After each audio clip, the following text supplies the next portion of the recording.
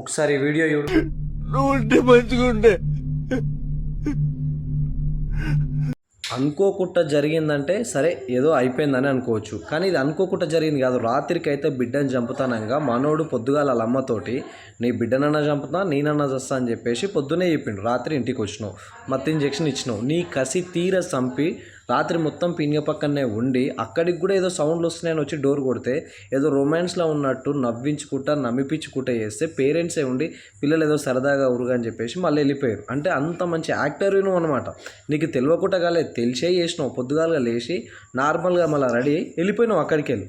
అంటే ఇది ఏదో అనుకోకుండా జరగలేదు. చట్టాలు మనకి బాగా చుట్టాలు అయినాయి. పోలీస్ వ్యవస్థ కూడా ఎంత స్లోగా ఉందో దీన్ని బట్టి అర్థమవుతుంది. ఈ స్టోరీ జరిగి 4 రోజులు అవుతుంది. అంటే ఏం నేర్చుకుంటున్నావు? చంపవచ్చు, నాదే తప్పైందని పోయి కూర్చోవచ్చు, 4 రోజులు అయితే మళ్ళీ బయటికి వెళ్తావు, యథావిధ జీవితం. ఇది కాదు కరెక్టు. ఇవి ఇట్లనే ఉంటే ఈ స్టోరీలు ఇట్లనే వెళ్తాయి. తీసుకెళ్ళి వాళ్ళ అన్నలకి ఇచ్చి లేదంటే 10 మందిలు ఇట్లాంటి కఠినంగా శిక్షించి చంపుడే బెటర్. వీడు ఎన్ని చెప్పినా వినేది లేదు. ఎందుకంటే మంచి ప్లాన్ తోటి స్కెచ్ చేసిండు వీడు. అసలు వినేది ఎందుకు?